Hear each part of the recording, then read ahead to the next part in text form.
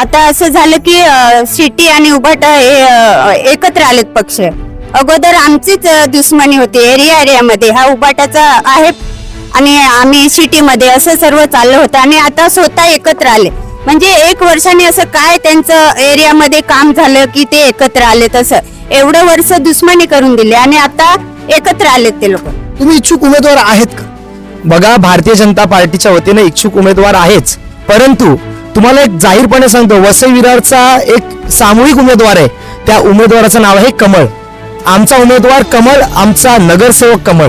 आणि याच उद्देशाने भारतीय जनता पार्टी जे आदेश देणार, आमचे आदरणीय राजन नाईक अप्पा जे आदेश देणार, आमचे आदरणीय प्रज्ञाताई जे आदेश आम्हाला देणार, त्या आदेशाने आणि त्याच अनुषंगाने आम्ही काम करणार. आमचा उमेदवार, तुम्ही उमेदवार विचारलात ना, अखंड वसई विरारचा एक जाहीर उमेदवार आहे, त्याचं नाव आहे कमळ.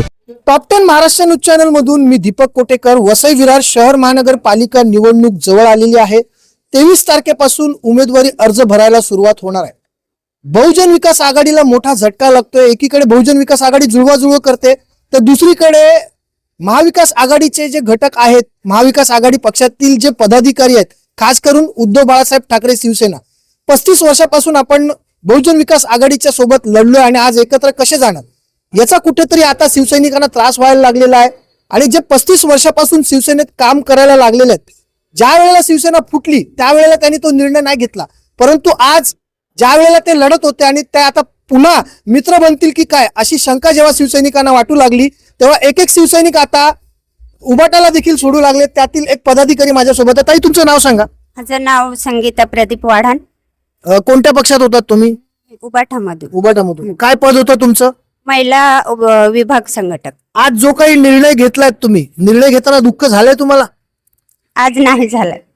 याच्या आधी पक्ष सोडायचा, कशासाठी हा निर्णय का घेतला? आम्ही खूप वर्ष काम केले उभाटामध्ये, पण म्हणजे असं पुढे येऊन नाही दिलं आम्हाला असं त्याच्यातनं. आता असं झालं की सिटी आणि उभाटा हे एकत्र आलेत पक्ष. अगोदर आमचीच दुश्मनी होती एरियामध्ये. हा उभाटाचा आहे आणि आम्ही सिटीमध्ये असं सर्व चाललं होतं आणि आता स्वतः एकत्र आले. म्हणजे 1 वर्षाने असं काय त्यांचं एरियामध्ये काम झालं की ते एकत्र आले. तसं एवढं वर्ष दुश्मनी करून दिली आणि आता एकत्र आलेत ते लोक. मग आता असं ठरवलं की आपले गणेश दादा पाटील आहेत ना, त्यांचे विचार आणि ते सर्व काम करतात हे बघून आता इकडे म्हणजे की काम होईल असं करून इकडे आले याच्यात. गणेशजी, यापूर्वी तुम्ही मर्चंट नेव्ही ऑफिसर होतात. मर्चंट नेव्ही ऑफिसर ते एक राजकीय पक्षामध्ये प्रवास करणं, थेट सिद्धेश ठाकूर यांच्याशी बाचाबाची झाली होती. आता पुढे तुमची काय भूमिका असणार आहे?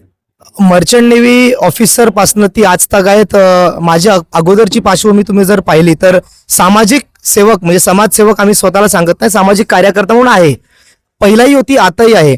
तुमच्या प्रश्नामध्ये कसा उल्लेख आला की माझी राजकारणी म्हणून काय पद किंवा काय पुढचं भविष्य, तर मी एक आपल्या माध्यमातून टॉप 10 महाराष्ट्राच्या माध्यमातून समस्त वसई विरार जनतेला आणि महाराष्ट्र आणि भारतातल्या सर्व युवकांना सांगेल की आत्तापासून तर मरणोत्तर भारतीय जनता पार्टीचा कार्यकर्ता म्हणून मला काम करायचंय. कसे आदरणीय नरेंद्र मोदी साहेब आहेत, आदरणीय देवेंद्र देवाभाऊ आहेत, आमचे आदरणीय रवींद्र चव्हाण साहेब आणि आमची प्रज्ञाताई हे देखील स्वतःला कार्यकर्ता म्हणून उल्लेखून काम करतात आणि त्याच अनुषंगाने काम करत राहणार आहोत. वसईच्या उत्क्रांतीमध्ये, वसईच्या विकासात्मक उत्क्रांतीमध्ये गणेश मंजुळा बालकृष्ण पाटील भारतीय जनता पार्टीच्या माध्यमातून आदरणीय रवींद्र चव्हाण साहेबांच्या मार्गदर्शनातून आणि विजनरी मुख्यमंत्री आदरणीय देवाभाऊंच्या या सानिध्यात राहून पुढे काम करणार. वसई विरारचा युवक सुद्धा आमच्या विचाराने जोडणार आणि तुम्हाला मी एक ग्वाही असं देतो, 100% भाजप इथे होणारच आहे, महायुतीचाच इथे महापौर बसणार आहे, मध्ये तीळ मात्र शंका नाही. परंतु येणाऱ्या काळामध्ये गणेश बालकृष्ण पाटील सारखे अनेक युवक भारतीय जनता पार्टीमध्ये येत आहेत, येत राहतील. आणि आता जे तुम्ही बघताय ते फक्त टीजर आहेत. अजून पुढे बघा काय काय होणार आहेत. जिथे जिथे पाऊल टाकले तिथे तिथे श्री गणेशा झालाय. वसई विरारचा देखील येणाऱ्या काळामध्ये श्री गणेशा केल्याशिवाय आम्ही भारतीय जनता पार्टीचे युवक थांबणार नाही. जनता पार्टी